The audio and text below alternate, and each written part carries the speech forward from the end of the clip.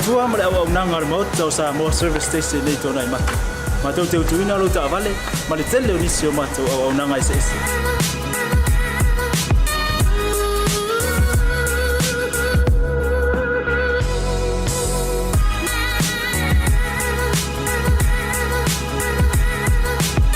Ai le ngata foi le, ma tau te sia ke ina foi lo ta vale.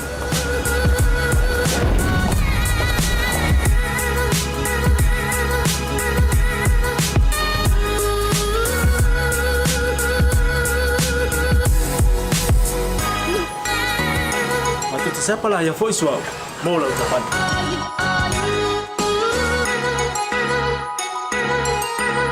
Apa itu yang baik pak urusan?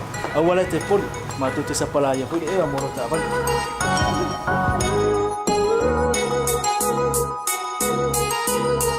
Mulu no posilah dia, mua tapi lah ucapan lepas itu. Mua tapi lah telepon ni time itu ini lah ucapan. Malah bayang mulu. Mana tua fu? Matua i fasa ina, lo tau maftapa ai no fuanga fapengi.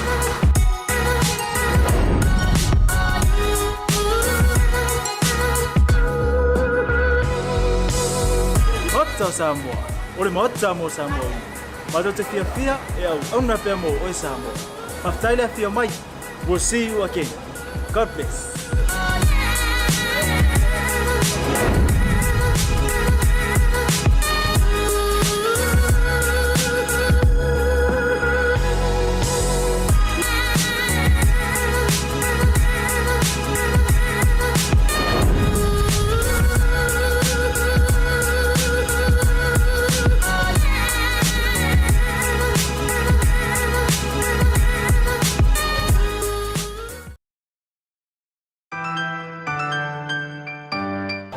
Voucher is one of the most convenient ways that I'm finding now to do my shopping here at Farmer Joe, and my sister just sent through the voucher on my cell phone, and I just come straight into Farmer Joe to do my shopping.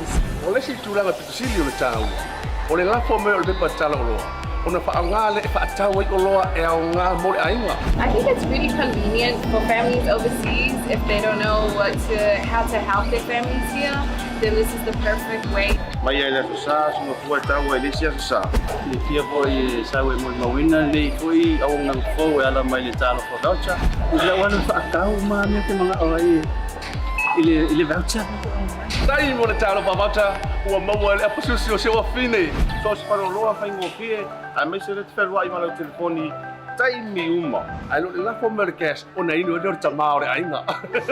Fa te tu la vole talo for voucher mo le foi au nang fo fa tai. Ma lu la le tam fai. Fa tai talo for voucher. Teki talo for voucher.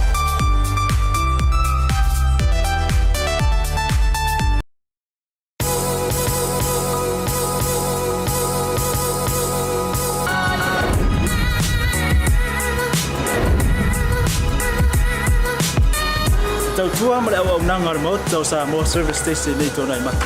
Ma tau teu tuina lo ta vale, ma le tele onisio mata au nanga ese ese.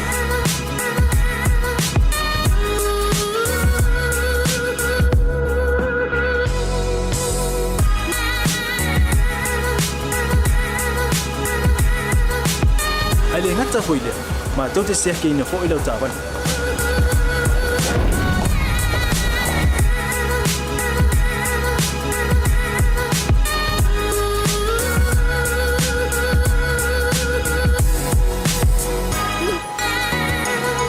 sapala ia foi suau mo lau tapan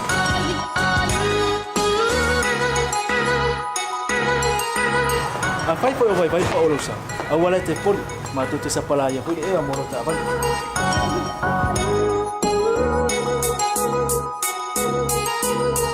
Molo no posila fia. Mua tapela uta vale pe out. Lua tapela o telefone il time utu ina ilo ta vale. Male vaenga mulu. Mana tua fo. E matua I pasa ina lo ta mafta pa ai no fuanga pa pe.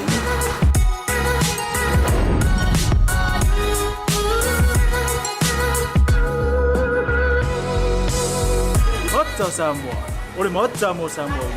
Mado te fia e au na pe mo o Samoa. Aftaila fia mai. We'll see you again. God bless.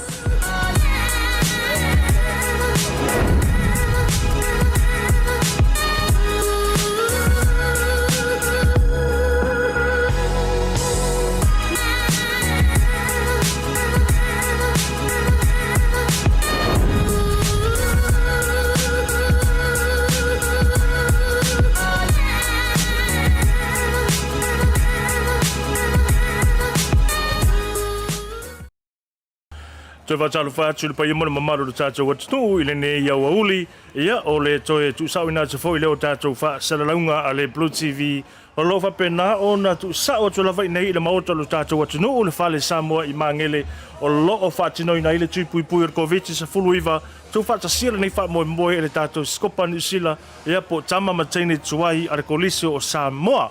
Matango fia le wha moe moe le ni aso I pei fo ina mai tawina ia le lofi malanga I mei o le tātou watunuu e whai tui pui pui o le tui mua mua e le ngata fo I lea o le tui lona lua.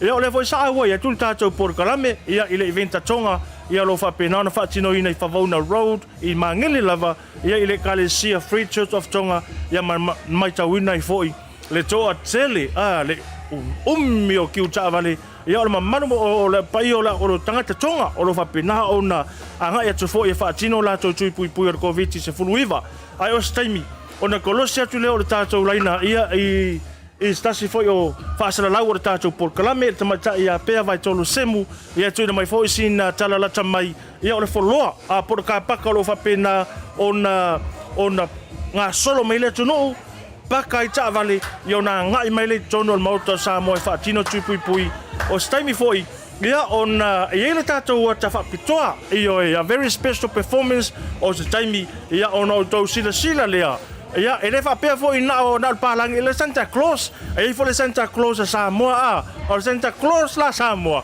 ia e whai pea kamaka o tau sila la ia o le makua kala vau o le Santa Claus le tātou taimi ia ona Colossians when le tātou laina mo le tātou whaafianga whapitoa le na o le wasa mata taimi to tasi na minuto no tale o le tulai tasi ia one ngalo o le tātou whaamoe le nei tale tulai lima whatoa whaamahea rona winga lo iai lava le taimi te le vanoa e mawhai ona ia ngai mai ai o e malau a inga whapenao na fautu atu longo atu I o a inga o au wo o lau e Kalesia ia o asosi o whala potonga o asosi o whala potonga o noo o mai e whai tātou tui pui pui COVID is furuiva o lea sa whai loa te mai tai pale mia ia ta sinda adun tele ia o anga masani o le soifuanga I le mwhai ona toi fo I tātou pe a whai e le ausia le iwa se fulpasene ia o tui pui pui we must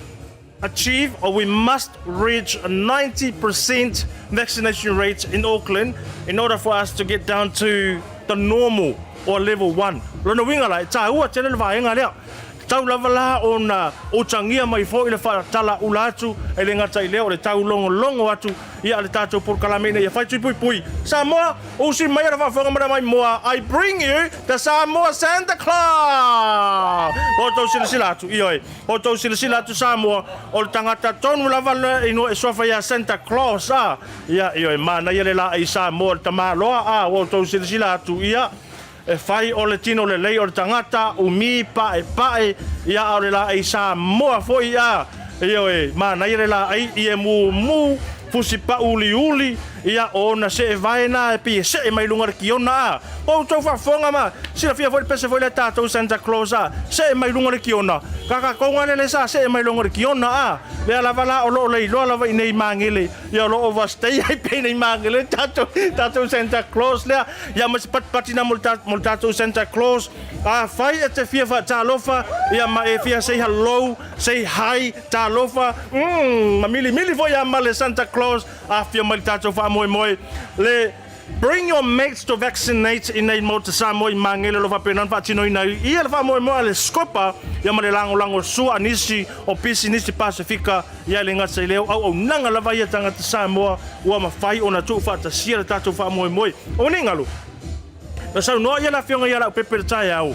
ole target ia pole numera o lo fa pena ona mana na o ia le skopa au sia ale tonu se lau e lima se lau peitai o le folinga mai o le fato a tale tula e tasi ai pei lava ua usia le tolu se lau io Samoa pei lava ua usia le tolu se lau o le tala fia le na ma o le nganga fa fetai fo le nai lo tato watunu ona o le lango sua wai e le mafai e le skopa ia ma fa moi le so se mea e mafai ona fa tino ina fa moi peitai au no mala o tau lango au no mala o tau fatasi mai o la o tau support e le mafai o na whaatau nuina ia le wha moi au le ala tu e kolosi atu tatou leina ia pēr ma le tatou Santa Claus usi mai ia whafonga Samoa ia le nā o le sunga le polo le tatou Blue TV ia le whionga ia fui maono Martin anae ia o tau sirisila tu Samoa o le nā wa Samoa moe atu ia le tatou Santa Claus mau e Santa Claus ia le fua Samoa alu atu ia le kapaka sa whalewali atu moe atu lumai nā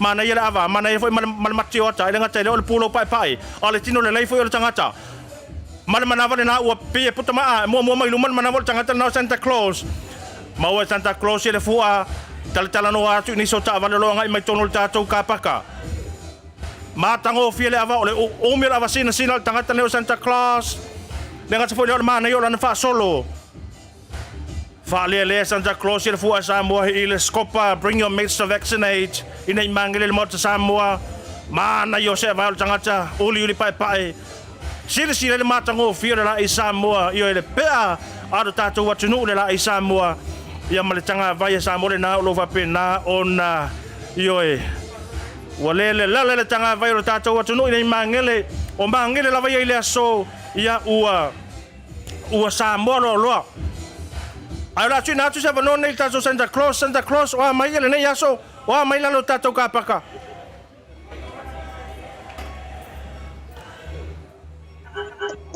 Santa Claus ya se tu na tu Santa wa mai le tatou fa moi Santa Here we have the Skopa team here.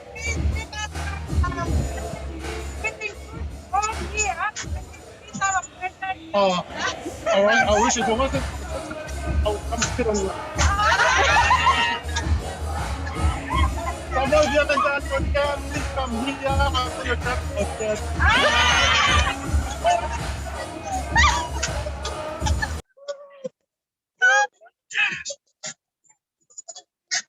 We got some giveaways, we got some buses, we got some nice presents. Give a token of appreciation for you, Samoa. If you're making your way here, obviously there's two beautiful ladies who have the opportunity to take you something. How are you, beautiful ladies? Oh yeah, thank you so very much. Please save some for me.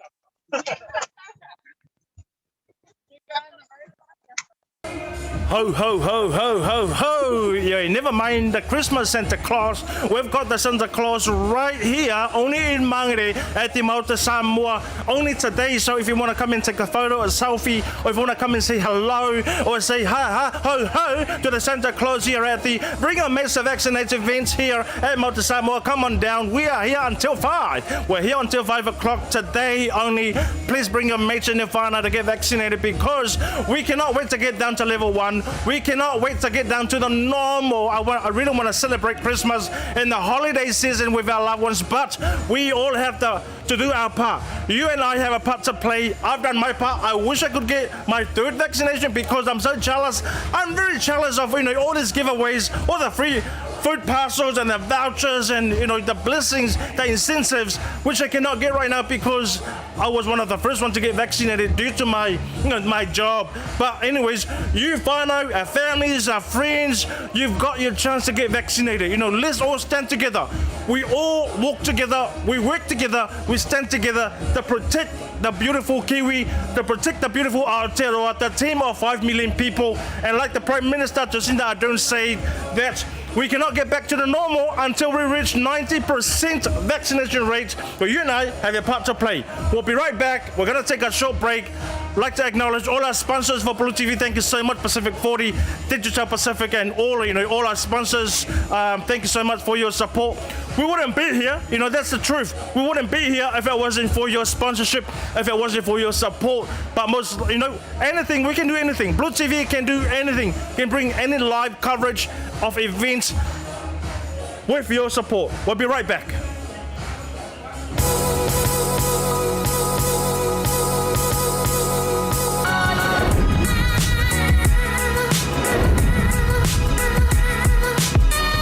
Tautua ma le au nanga le Maota o Samoa service station nei tōna i matu.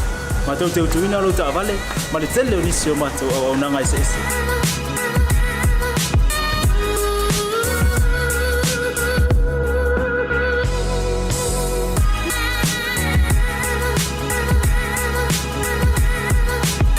Ai le ngata hoi le, ma tau te seake ina fo i lau ta avale.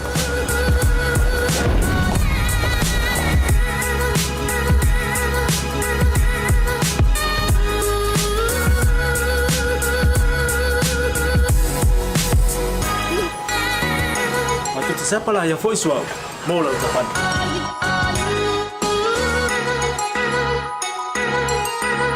Afai foi vai pa olo sa. Awala te pon ma tu te siapa lah yang foi mau lau tapan.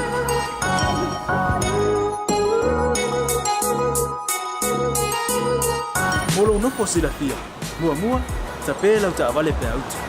Lua tape lau telefoni tai me utu ina lau tapan. Male vaenga mulu. Mana tua fo e matua I whasaina lo tau makitapa ai no fuanga whapeni.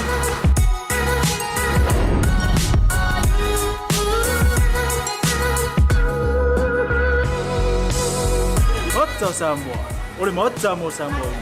Mato te fia e au na pe mo o Samoa. Maftaile fia mai. We'll see you again. God bless.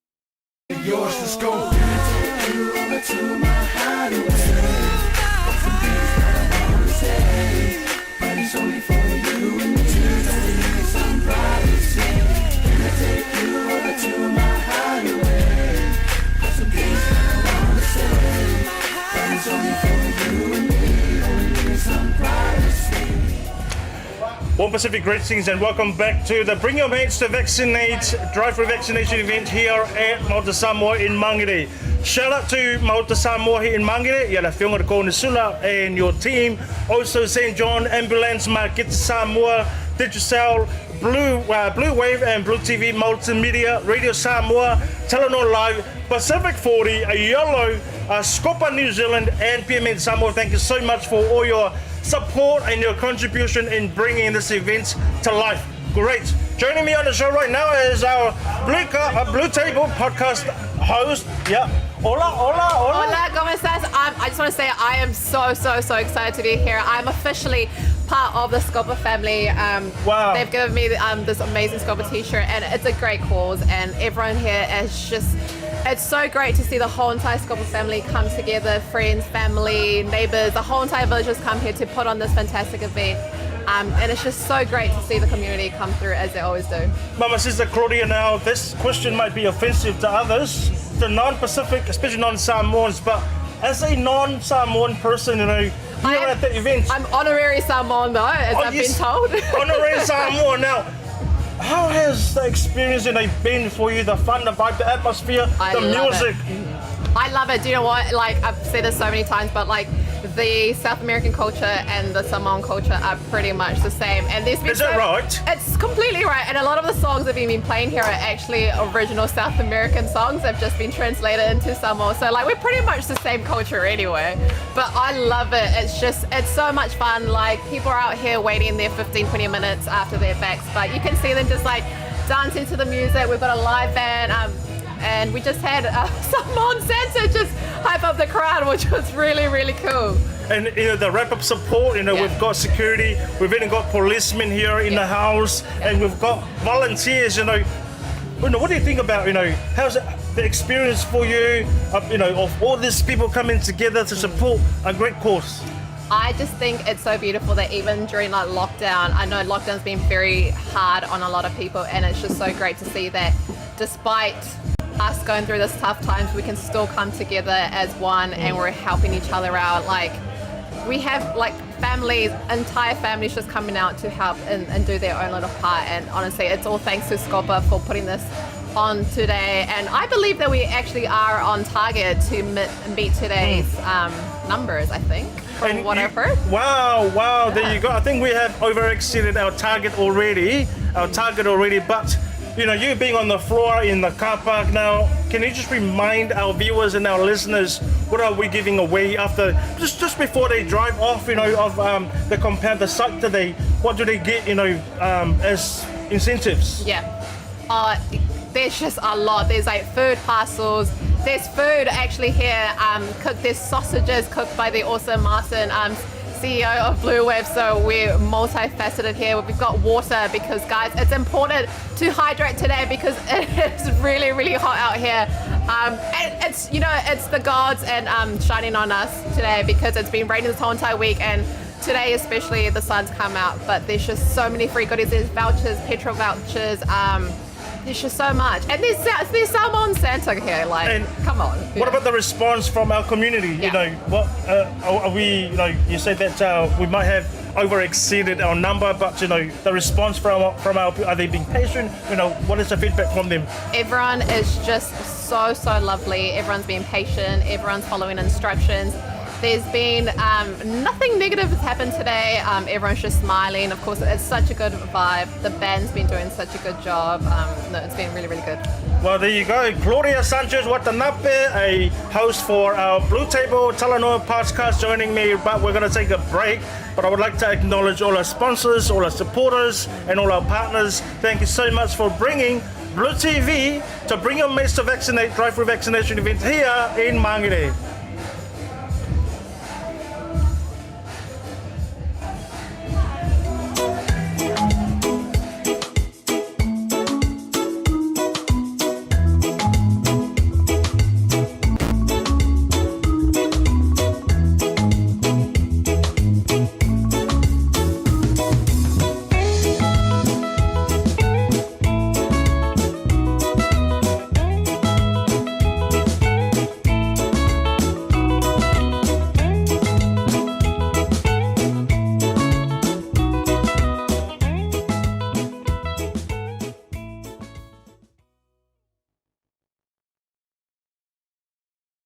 yours. Let's go. Can I take you over to my hideaway? Some things that I wanna say, but it's only for you and me. Don't need some privacy. Can I take you over to my hideaway? Some things that I wanna say, but it's only for you and me. Don't need some privacy. Can I take you to my hideaway? Can I take you to my hideaway? Can I take you to my hideaway? Can I take you to my hideaway? Chill, it's Fatal to ya, featuring BMW. We hot up in here. I'm telling you, man, you gonna need the North Pole to cool us off, man. For sure.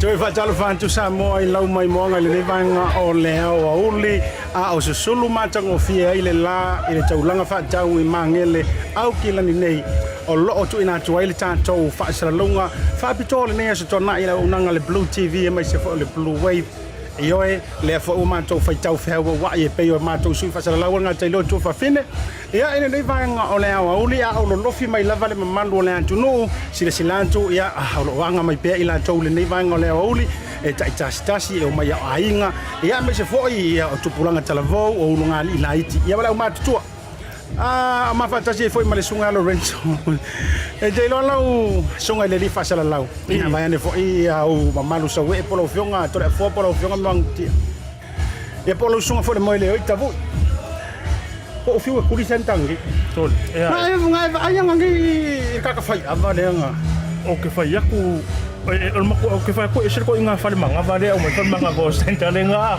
sel po se manga basa ba ye so le tapi o stay ya stenta le nga e no la tala o fa anga o maua ono la ngia o pe ala nga o fa ngo iyo le nga foi walu le so o fa tali no ta o mai fa lo lo Blue TV e a fashion okay o le o sa wele mara piki apu fa mo o le a kumu se uka foi le nga sa mo senta a ska me senta so le pira foi sa senta sa me au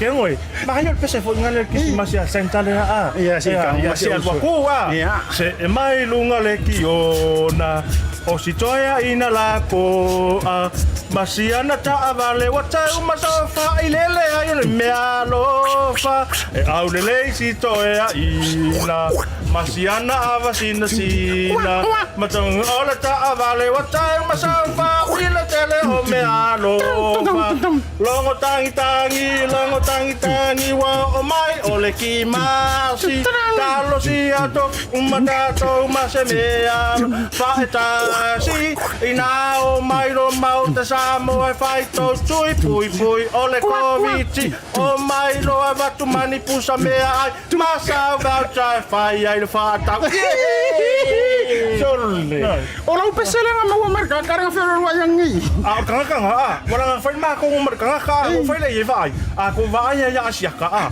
nga ko mea lo fa la lulu po e ai so nga winga ho e ko pero no ia e o yo le o misi o to we to tele I pa au mai po le to te fai fai anga mai alu senta a se pa orga fo ya orga ka ele ngo fo ele no po aya ele o self po fo inta po o le sava yen po asiata o lo mai tawina pele nga solo mai o tato watu no wa o folinga ia o le tali mai o alpaia malo Samoa I el fatala ula tu fo ia le skopa le nga tailia la fionga ko ni sula wala o il motor ko ni sula le lo fatino ni fa moi ma lo fa tai sa le lo sa no nga Lorenzo a fu fa ma fo fa ia I le tulango le tato te lo na tolu wai me fa tulanga o atu moto le Pacifica e le tau tu le lo lan tau ia e lua la ngona o le fia ma le fa te o ke ke fo ia Ya, ini si kakak kira mau masangnya ya, oke loh, dia bang mak fus. Ante doi, gue regret tuh ada terminal fusi di siapa yang nada seorang kengi. Ada apa kau aku? Ya tulang anak, orang mana cua, orang masang ni ya siapa? Pecah ya ni, oleh na sa nama ni oleh afiong ada sama cai palimia. Ele mafai ona toi fo ita tau le tulanga lo le normal po level 1 se ia vanga nai wa usia ia le iva 0% o la fai ngo tui pui o malava au kilani ia mai si region o la tunu wa siata o le ale tulanga tonu wa lau sunga Lorenzo le sui o le tanto Blue TV ile tulanga o fatala no ino sui forma no loina o le a tonu le vai liu kakia ia le fatala tonu fa kirisiano wai e fa pe me foi kaka e o ka un foi fe au a tonu nisi tulanga e mo o mia leo mai e fate ale tui tasi malelua o ani no tanga sa yai ole a matala mai pe afa pe tau te ausia le iva super sene le tau o le sa ta u la feonga tama tai pale me ya to sinda ato ne tulanga le se longa lava e mafai ona ausia le iva 0% mai se longa lava e fully vaccinated oi fa to ama fai ona e anga i to tonu taulanga fa tau o isi no fuanga ele mafai la ona nga ia ila to ele fai atu pui te pe shopping centers matulanga fa pena e o foi lo malanga atu fa fo maukilani e sata e le mafai langa ola fai sina tama tu si fo lau o sina tama i card lea e fa mauti no yo o ua fai au tu pui mua malelo na lua o le tulanga la na o le a miss out tai la to ele fai atu pui langa o le a ia tulanga fa pe borders e ia leo e siaki ia tangata yanga i fafo ia matangata yanga i meltotono au kilani o le sanuanga lava na tamatai pale mia a siata o le si tulanga no tanga o le atatala mai a tonu lola e mawhai ona tatala ia tato tua oi wha malo tato borders tato maleva alele ia nga ia tu moto Pasifika o le ufa sal lau me Cook Islands o Cook Islands o le atu moto mua lava Pasifika o le atatala no tanga tua oi wha malo o le mawhai ona malanga atu malanga mai nisila ia noa mase quarantine ai iaila ia inga e te tau ona e fully vaccinated o pei o nisi no tanga la tatala me se ele fa sa ono koa ma ko fawinga tulanga voile nga ko ale pe o lo fio e kapa lo le o ai ko kaile e iaila va inga mai au tui failo siaki e lo ai ele o positive o ma tulanga fa pena a o tantala no ai ma ta fa soa lo sunga Lorenzo le tulanga o lo iai o te tau fia tuli tu lava lau sau noanga lono winga ele ngantau poras atu no ui fafuantu ni usila ai afa bela o ka mantua leila lo fatita inga o Palmerston North ia po Waikato fo i matulanga fa ben ale fai alo kui e kere ko vai lo kinga malu ka mamo se taimi umi lava e no o tulanga na siata o taimi nei e lo mfai ona fa manino mai tato fa inga malo o mal matanga renga so ko malo loina pe o ia tato le tulanga na a leo noa matui e lua o le tangatele mfai ona fa wa i va lele nei to tonu lava ia po domestic flights ai e no o le tulanga na ona le tulanga lava ia le puipuinga o le mamalu lau tele mai fa mai ko vetis fu viva ma lo fa vetai o le o le anga tonu lau sau noanga e isi te o se o mantou ai ngo so tolu na malanga mai Samoa na saula ia fa no fo se quarantine na le city le wa ngalo te ule ngole hotel le tai city ele sau ni malanga fa vetai mi ai o mawolo no fo ma ule fo mai sau e no fo mau ni se e saula fa tatai la lo i New Plymouth o le memali wana matotua si tai e na ona tu o fa tau fo e le mo tele vai na ila le no ta inga fo le tau sau i tua nei si manto waso sa alo lo ele ma fai le o tau atu ele ma fai le fa fonga mai ia na fa no si manto ainga me se fo yo o so no uso ia walanga e ma fa na so tanga mal tuangani peitai ele i fa tanga ina sau mai le manage isolation le na ia il quarantine malai va le domestic la ufa tali mai ele va sa o lo New Plymouth ele mesa fa tata ele ticket la sa we me Samoa o le tuinga strict na male ngonga na o le tulanga le tu pure taimile nei pe a fa pe ona no offices ngia ia le foi tato te media ele mai ai va enga na e tau fa mata pupu o i tulanga o le onanga me so le fainga o le system nei New Zealand e o so ele wa sa no tau taro sang a o le fa manino tulanga la le e mawhainga sau i tua mau te asa peita e kirisimasi ia ngofo i ele alu ila lo se ilonga e tatala le pora le ata tau le restrictions le ai ia no winga la ko rusi nga ruenga nga sawa nei ma tulanga fa pena pe tulanga le a Lorenzo ai le lo fi mer maro le tu ola si tulanga va inga security o maru pui walanga ele o nama le laina i foi na incidents na tu por verso na te nei ia inai maftanga Samoa ma communities al Pacifica le sa pe na mo mai ata na tu mai lunga wo ko foi male au ke e kau ai ia fa malam ole Health Pacifica nai pemu ole tulanga lo ia ta to fa mo o marutia i leo me for security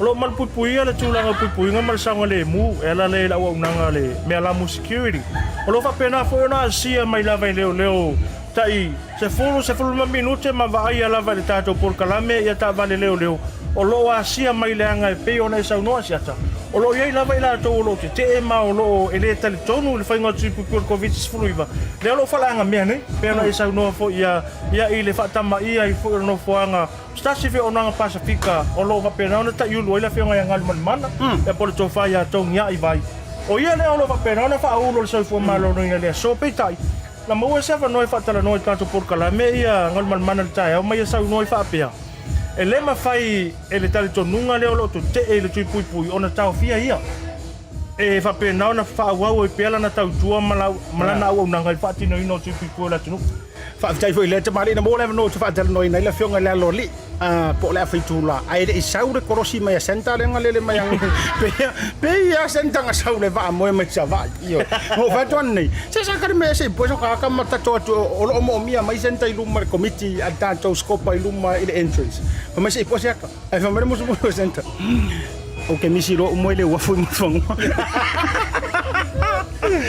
e vori nga mai pe mi tala sa tu mai e to luo senta foi nga le io e o ke o fa fo mai for ko luo senta io fo ia ke o io ai o le ma tango fi Lorenzo ai la tala fi fa yatu ele tu langa le ne ya so wa le pomoni le na male line walu na mato wo fa yo manto tu i Otaro Road tu langa fa onanga o ia ina ele clinic le nai na inga o sa valia tu tonu le amata tu high school aki la matanga ma o le quiet e ke ve pelo kalse madiu inga o tala pio atmosphere na pe te lope le kau sa wo fa le stote wa ma ko sa valia tu mo mato inga mala fi inga le pe kau ese mai la lo usau le sole nei mai sole fa mo sole e ke rue mahalo udu mai reke is all right mai ai mo ole fa toto ole so si la fio ole tangata fo tu le so ko mano loina ole se va en le musica ma tu ai nga atmosphere le nei environment nei e tau build up ai mo motivate tangata le sa ka ke mo mai wale tu pa sa ese le tau ole tu langa le mana tu fo Samoa e le fatto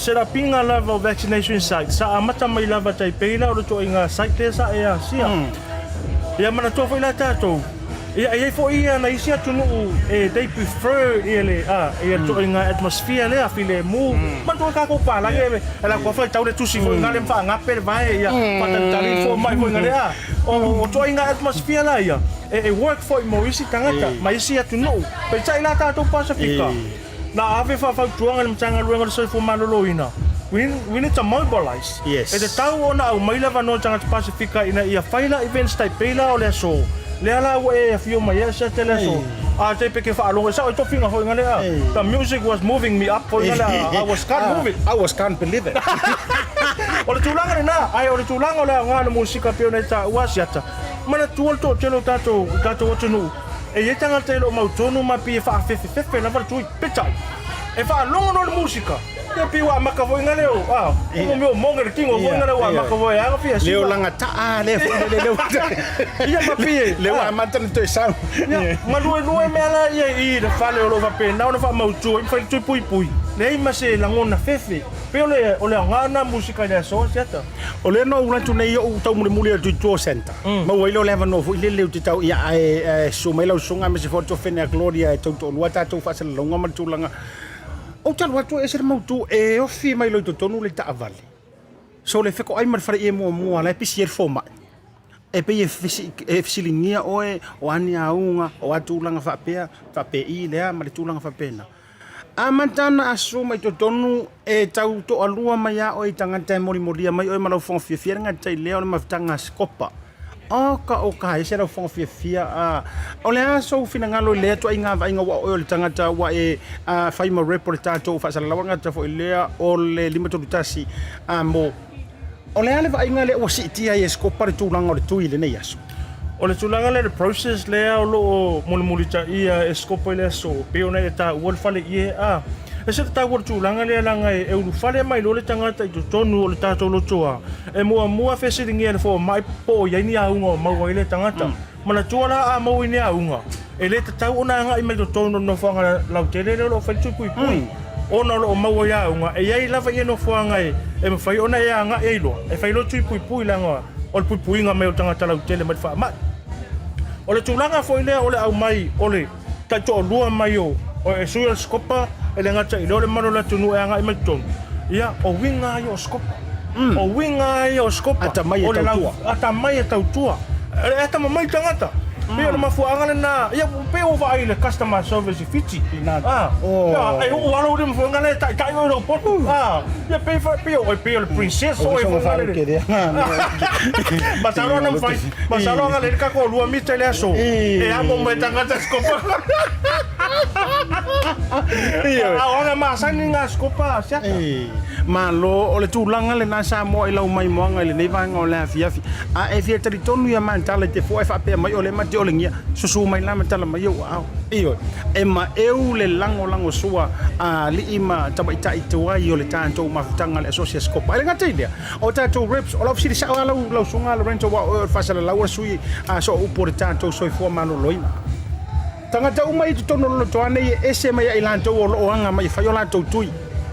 Skopa o le au foi le la to volunteer o tatou o isi media o le foi nei media TV1 TV3 mai la to o fai mangi kui ma fai ni tatou siaki o tatou o mai o currently to no le lotoane nei a warfa fonga melisi au mai kau o se fe tatou tulanga o motu o tulanga na ia a siata pe fo na fai lo mai la fenga ia la upepe sa wia lava tulanga o sango le mumo mo le fa tino o tatou fa mo e te tau ona fully vaccinate o ma ia volunteers o lo tonu nei ma lo mau fa lava no e fai ia le siaki o covid se fuluiva o lo ia le tatou veni tu i lunga tatou le toi tatou ben mar pas tu so e lua pasi ai o le pasi mo lo mix ai ia le afo i le vai la au o mana tu ona vai la au le e te tau ona mix fa le tonu le na lo ia ia tama tai fo mai i tonu le pasi e mix ai ia le tui pui o covid se fuluiva ia ona au mai mana tu e tau ona store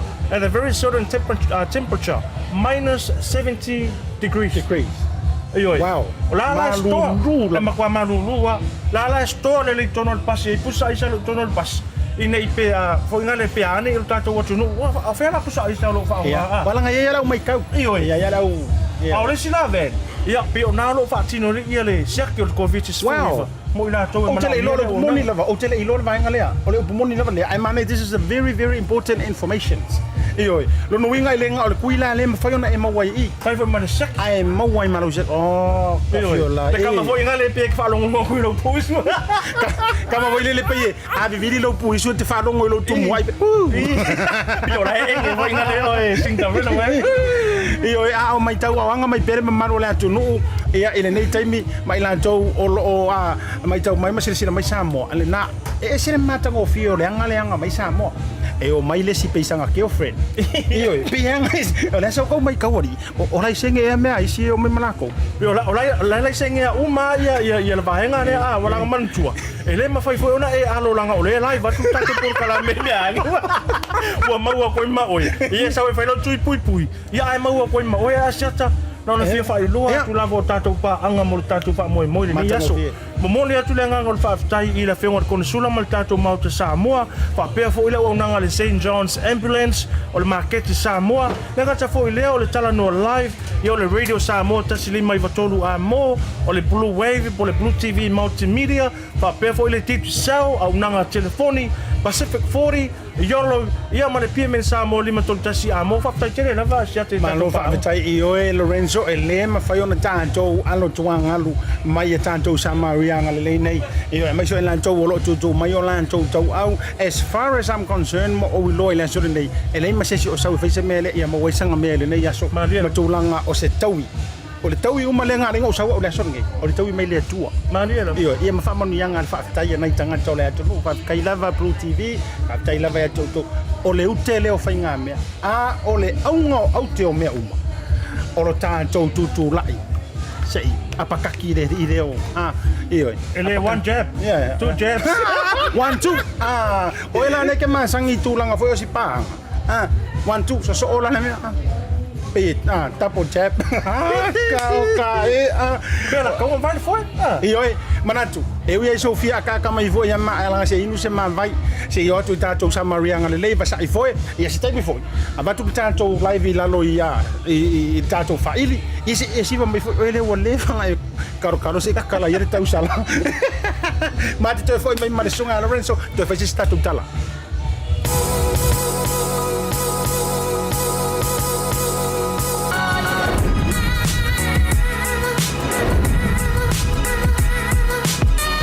tau tua mare au nanga Maota tau Samoa service station nei tona i matu.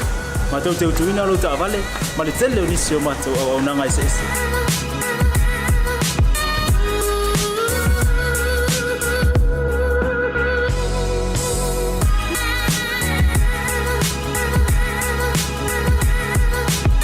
Ai le ngata foi le, ma tau te seke ina foi lo ta vale.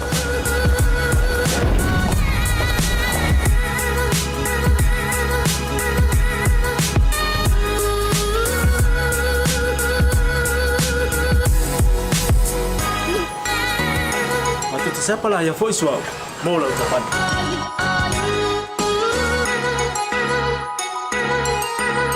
Apa itu yang baik pak urusan? Awalnya telepon, matu tu siapa lah yang voice mau lah ucapan.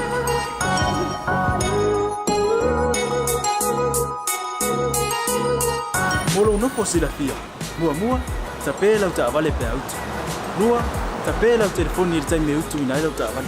Malah bayang mulu. Mana tua fo e matua i fasa ina lo tau maftapa ai no fuanga fa pe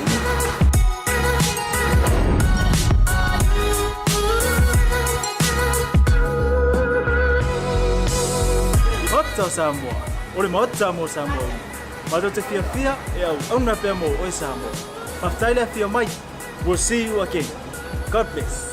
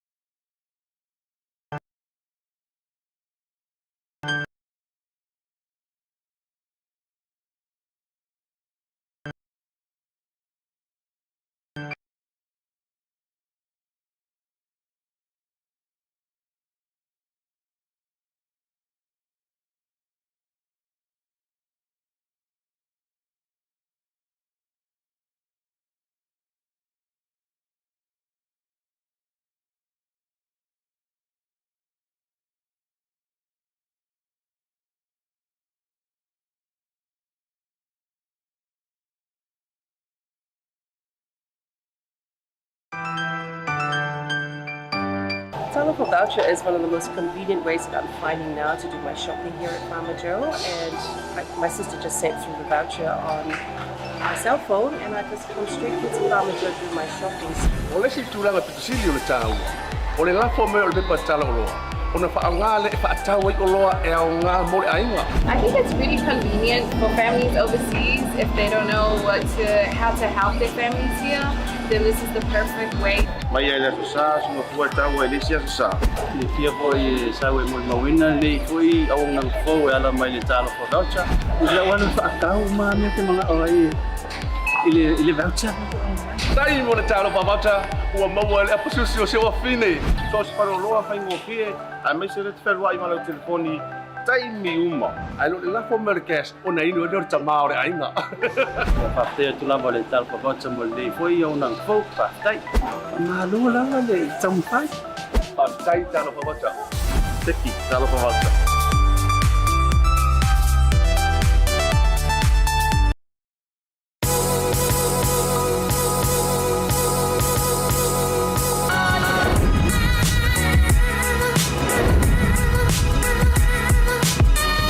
Tau tua ma le au nanga ar Maota o Samoa service station nei tona i mata. Ma tau te utuina lo ta vale, ma le tele o nisi o mata au nanga i se ese.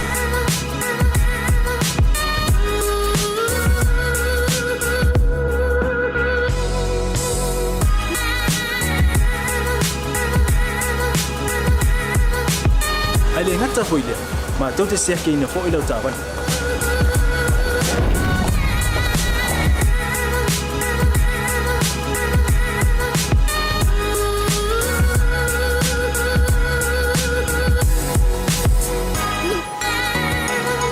Siapa lah yang voice wow, mau lah ucapan.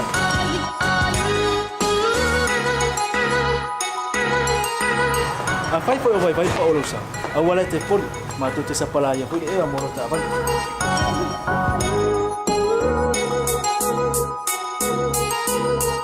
Mulu no posilah dia, mua tapi lah ucapan lepas out. Mua tapi lah telefon ni time out tu inai lah ucapan. Malah bayang mulu. Mana tua fo e matua i fasa ina lo tau maftapa ai no fuanga pape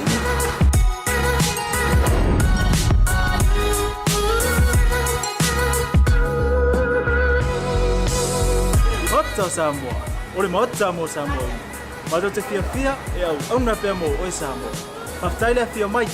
We'll see you again. God bless.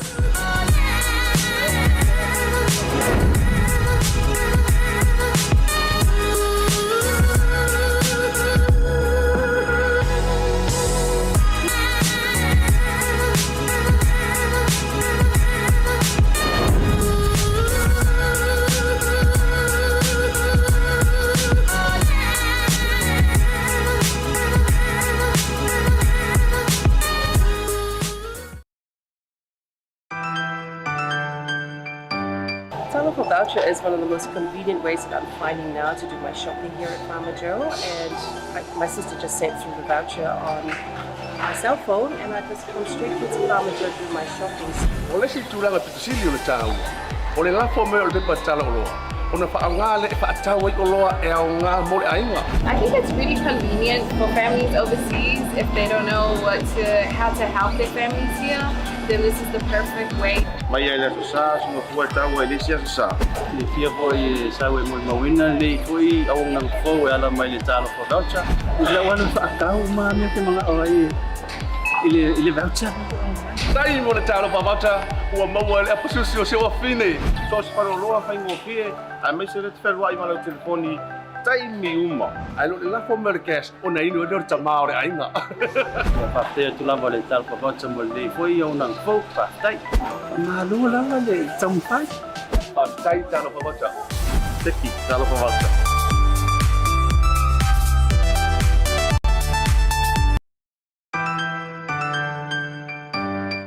For voucher is one of the most convenient ways that I'm finding now to do my shopping here at Farmer Joe, and my sister just sent through the voucher on my cell phone, and I just come straight to Farmer Joe to do my shopping.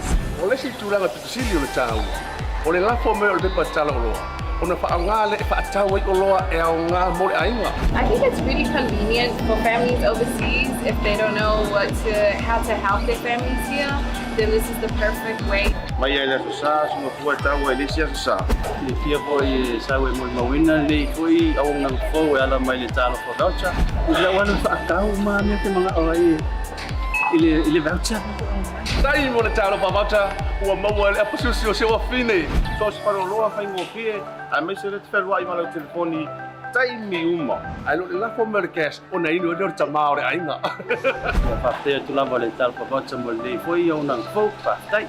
Ngā lua lava le tampai. Tai talo pavata. Teki talo pavata.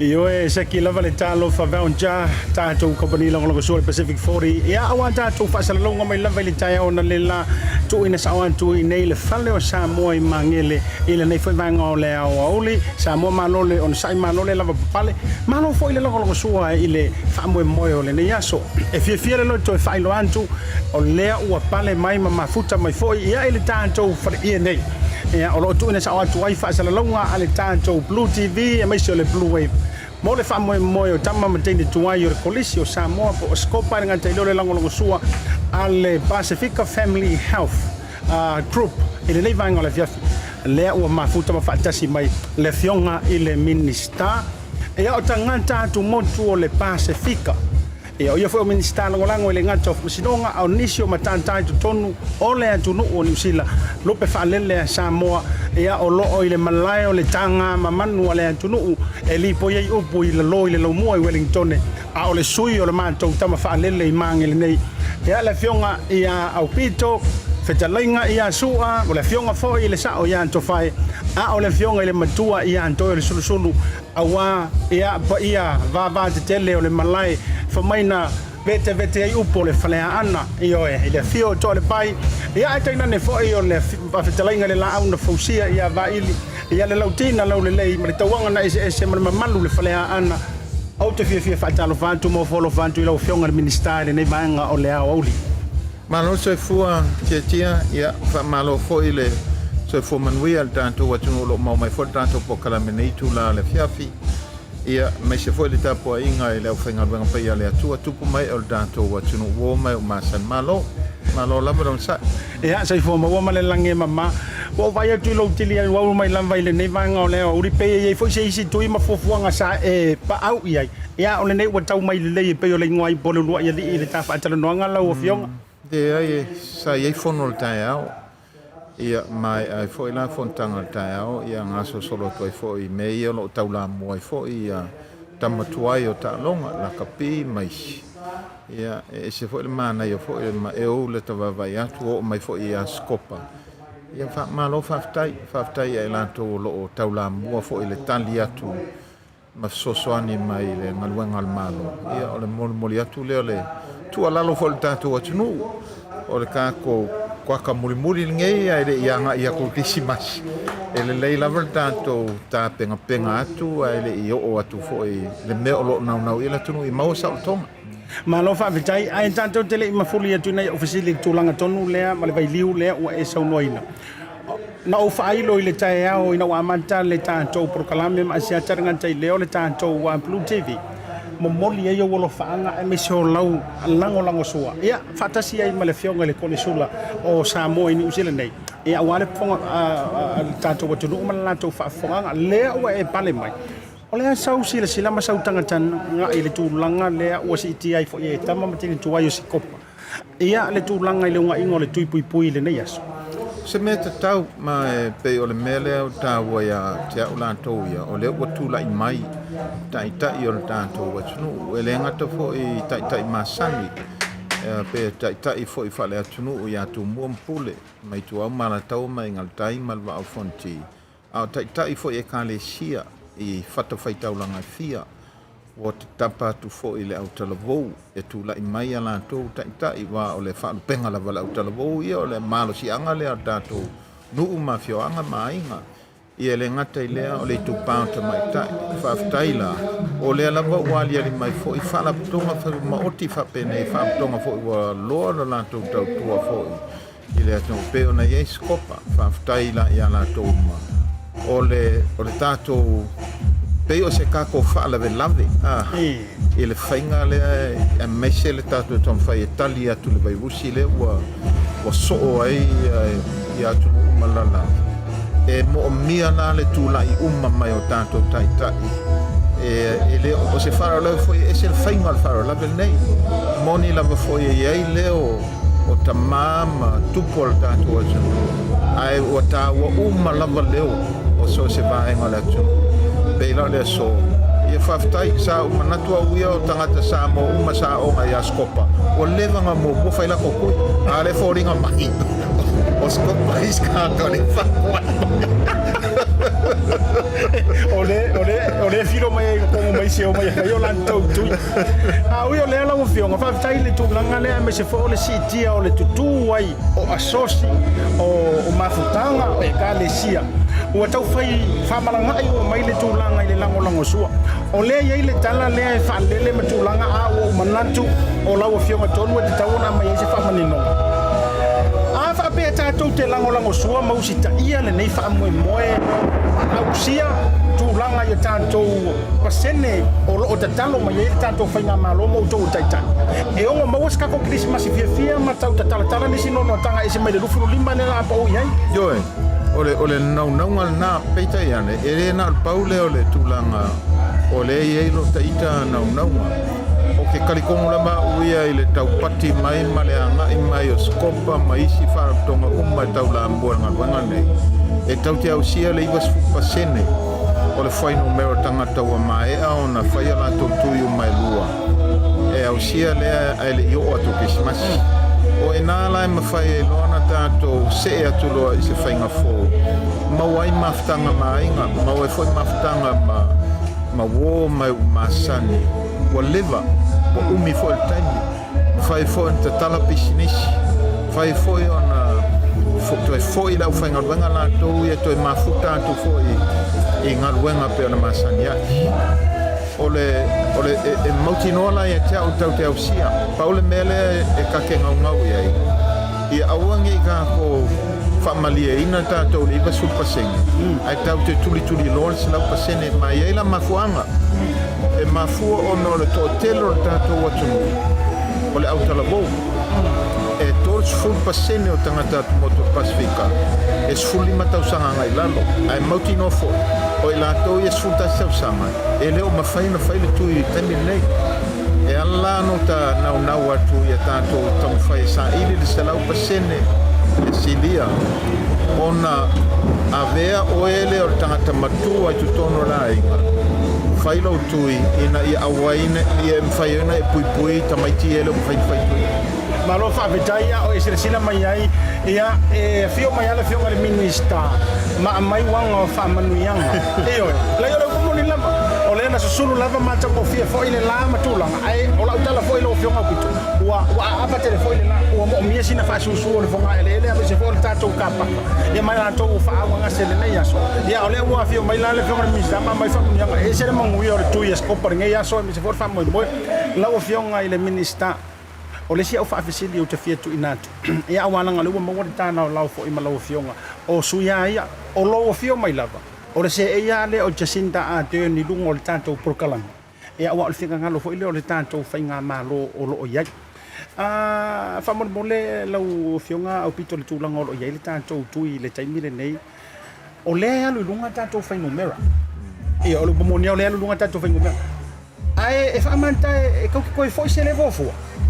i le ale tilo atu iai ma tapena mamao e kaukikoe o goso i le levo foa se kaukoe poloka ke isi ar ke logi mea pe o le mea o le atake lo le alu o le tatou tui ma tulaga faapena o le a se finagalo o le tatou i le kaimigei o le la sui le faiga o le a faataatia ese ia le levo tasiaga i le fale sa masania ae o le faataatiaga ese lana e iai se taimi atonu o le a moʻomia ai e mawhai on tātou toi fo'i i le level 4 ai mo le taimi nei e iai mea ua tupu le tulaʻi mai o le vaivusi lea le tauta muamua sa ia le manatu e mawhai ona tātou tapeina le pisi o le maʻi ma lea lava sa galulue ia ai fomaʻi ma le tatou atunu atua peitaʻi ane sauaʻi o lea ua tatou vai atu le mea le ua tupu o le mea lai tupu i fiti o le mawhaina taofi mea foi lai tupu i Australia, French Polynesia, o foi Israel,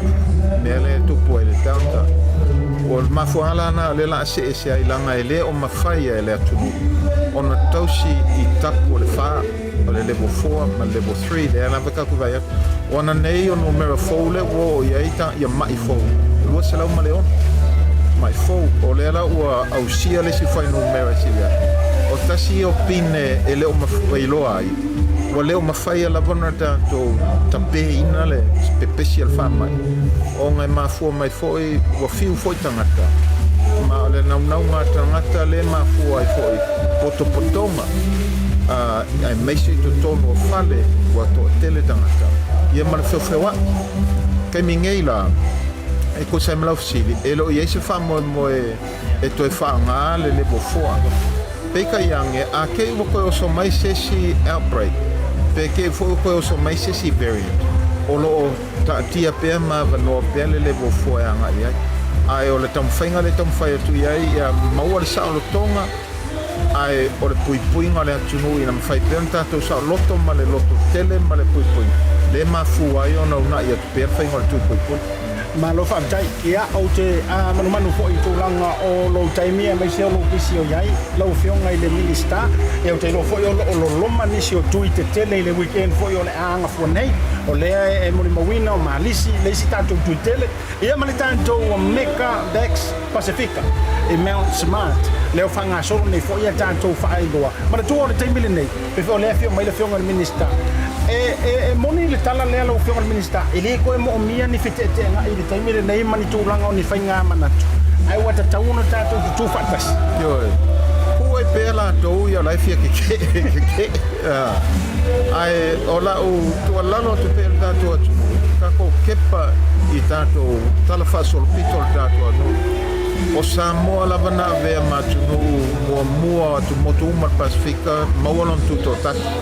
ma foi sea ono le vai mamao ata mama la tōu foi o tā oto mai tia sā ma foi sea na mawhai ai ono le loto tasi ma le loto tele o le atunu whapenala na taita nau matu awara kau ke papole fua i tala isi o whai mai ai kau ke anga i tātou le ngata le pui ngā tātou lava atunu ma le tātou wa inga taimi nei ai tātou vai mamao foi o lonu minga lau whamtalanga o le lalo langi fou le wakako iai o le lalo langi le o mawhai o koe kafi e sea mai il wha mai ngei o le fesili la a whai e ke mai mwhaka o kolia oe i le whalemai o le mawhai o ngai whainga luenga o e ka penga mo kulanga ia o lesi masangi kako ula i sainga pia kako vai aku o mai sainga i lunga valele au whai mai ufi fonga o anga ia makanga masangi wa kaunga ko wha masangi awa i le wha mai leo so whai e ngi kako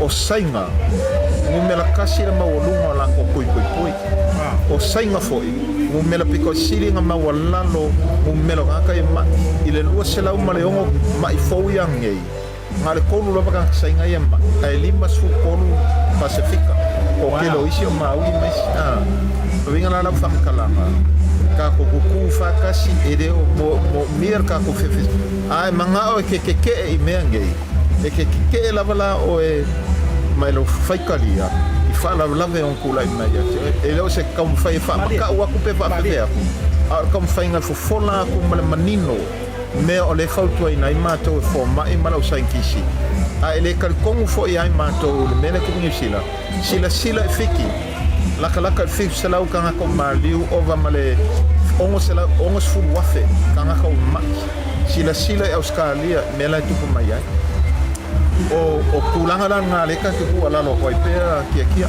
ma lo fa vitai i lo fionga le minista ia i tu sai o le tātaimi ia manatu ona o le manumanunga i lo tūlanga me se foi o lea ua tauruanga foi o whamanianga ia ua tali mai foi le langi teilo o mana ia foi nei aso ia lo fionga le minista e isi si au sauruanga whai o le tūlanga o le tāpatara nonga le vanga fia ka ko whamalosi koe e leo koe mamao ka ko Christmas la solo iwa novema o le ako i loilo ai mafuafua mai ai e vaveo au kilani le iwa sful pasengo ai le i o atu kisimas ma wale tātu salotonga e ui lea po le o au kilani le iwa sful pasene po le atunu fo e New Zealand le iwa sful pasene ka ko ngā rurue pē tātou ia maole tātou silau pasene a wale pui pui ngā oe malau whanau manuia le tātou aso Malo whawhetai tele lau whionga i le minister mātou fwoi te talo. Ia, tunu mune au fwoi na le tua lou soifua awa le tūlanga o lou iai. Ia i le malai o le tanga mamanu o le Maota e lipo iai. Upu o le antunu. Ia i mātou tāpua ia o whaiwai ngā ta fwoi lea. Ia o le mātou whamanuia. Ia sanga iane ai o le tai. E le o whaingo fia le taimi le o tau wholau e whainga mano o le taimi le nei. O le taimi o le luka. O whesoa ina o whaari ngā manatu ma le au whaitofa. Peita. E loa le tau tai poto ma le tau tai manta pala. Ia so lo wafa tēnei.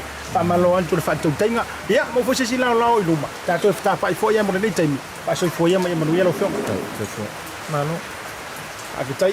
Ia, le nā Samoa o le mā whaataratara noanga le nā ma le whionga i le minister a ua e sida sila mai ai o utu antu ua li o mai le pupuni le mātou a kāpoleni.